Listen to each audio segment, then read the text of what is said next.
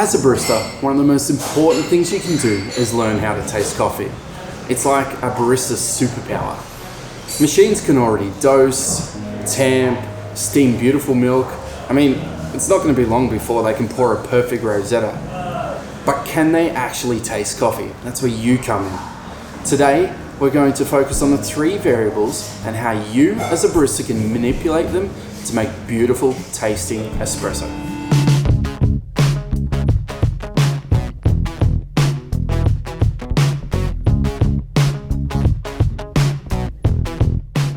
Hi, Paul here from the Coffee Science and Education Centre. Previously, we've spoken about how to use espresso recipes on a day-to-day basis to make it super consistent espresso. Now, if you're not familiar with the weighing in and out of coffee, I suggest you go back to that video before you dig into this one. Once you've got the basics down, you'll start to realise that maybe you haven't got it quite mastered. This is what separates a great barista from someone who just pumps out shots all day long. The ability to pop into a cafe and get the best possible flavour out of the bean that you're using. Of course, learning how to taste specific things in coffee, like the difference between brown sugar and blood orange, takes time and practice, and we're not going to go into that detail today. What I suggest is going along to maybe some public cuppings, or going to one of the professionally run courses around Australia. We hold one called Sensory Skills here at 7 Miles. What we are going to look at today is influencing 4 main components of coffee: sweetness, acidity, bitterness, and body.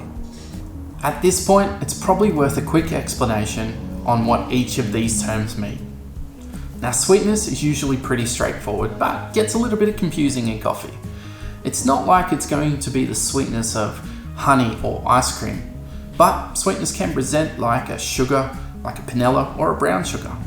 Ultimately, we're trying to squeeze some sort of sweetness to be in balance with the other things in the cup. Sweet, essentially, is good. Acidity can come across a little bit confusing also.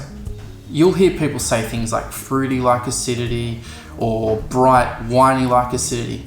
But essentially what we're trying to do is find something that's clean and identifiable. Something that's high quality. So the acidity might be like lemon or apple like acidity, but something that you really enjoy. Now, bitterness can present itself in different ways. With a darker roasted coffee, it might be that the coffee is ashy and smoky and a little bit dry. Whilst in other coffees, it might come down to the different types of coffee in that blend.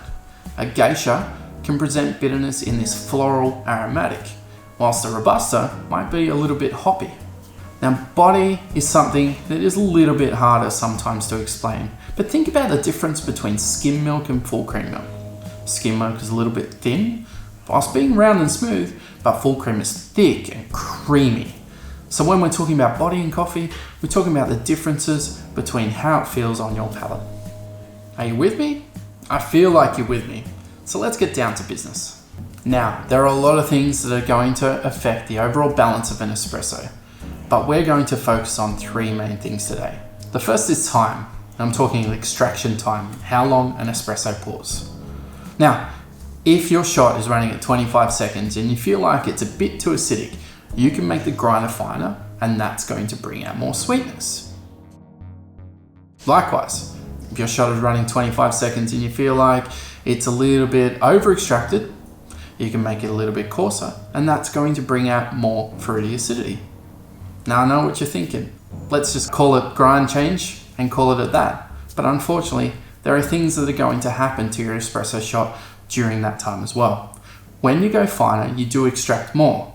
This can affect the body. It can become drier and astringent. So we can't always use going finer and finer to get heaps more sweetness out of your cup. Likewise, we can't just keep going coarser to bring out more acidity. At a certain point in time, your coffee is going to be overly under extracted and just taste watery and weak. So this is where we need to look at some of the other extraction variables. Now, the second variable we're talking about is dose, and that is the amount of coffee that goes in the group handle. And sometimes we call it the in. Now, if you've got a 20 gram dose and you add 1 more gram, what's going to happen is you're going to add more sweetness and you're going to add more body. But what can happen is the acidity quality drops down and you end up with something that's sharp and sour. Now from 20 and you go down to 19, what happens is you develop your coffee a little bit more. And so what you can end up with is a higher quality, better fruity acidity. But this can come at the cost of your body. You might end up with something that is a little bit too thin. Now think about it like this. At 20 grams, you're putting 1 more gram in. So you're essentially extracting each particle in that basket a little bit less. And when you take a gram out, down to 19, you've got more chance to extract that coffee a little bit more. And this is why it affects the acidity, the balance, and the body in that coffee. Now the third and final factor is the amount of water, or the amount we extract out. Now with a 40 gram shot, and you add an extra 2 grams to that extraction, what's going to happen is you're going to extract the flavor a little bit more. Now this can result in more sweetness and aromatics, but it can also dry out your espresso. From 40 grams we go down to 38, you can highlight the body and the fruity acidity. Now remember, if you add more extraction, it develops the coffee a little bit more, and if you take the extraction away or a little bit less out, you develop the coffee a little bit less. Now what do we do with all of this information? My advice is to start with one variable at a time. And the place I start normally is time, where you adjust the grinder. So if your coffee isn't tasting sweet enough, of course, go a little bit finer, bring a little bit more sweetness out. And if your coffee is tasting a little bit bitter or dry, maybe go a little bit coarser and bring a little bit more acidity out. But remember, we can't just focus on that one all the time. So sometimes I will work with the amount of coffee in and out as well. If your coffee is tasting really sharp and acidic and lemony, then take a little bit of coffee out of your basket, and that will bring out more development in that coffee, more sweetness, more aromas, and it'll taste super good.